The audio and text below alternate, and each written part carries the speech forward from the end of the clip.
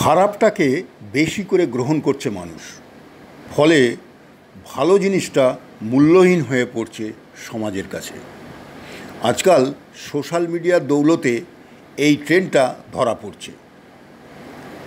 ভালো ভালো শিক্ষামূলক বিষয়ের ওপর কষ্ট করে মানুষের মঙ্গলের জন্য লেখা ভিডিওগুলো কেউ দেখছে না, অথচ মুখে বলা যায় না এমন খারাপ ভিডিওগুলো মানুষকে বেশি করে আকর্ষণ করছে। কার বিয়ে ভেঙেছে, কার ছেলের অন্নপ্রাশন, কে বিয়ে করছে বা স্বামী স্ত্রীর বিচ্ছেদ, মুহূর্তে 1 লক্ষ ভিউয়ার্স হয়ে যাচ্ছে। অথচ মানুষের প্রয়োজনে লেখা বিভিন্ন রকম শিক্ষামূলক ভিডিও বা অনুষ্ঠান দেখার বা শোনার 7 দিনেও কোনো ভিউয়ার্স পাওয়া যায় না। এটা কিসের লক্ষণ? এটাকে কি বলবো?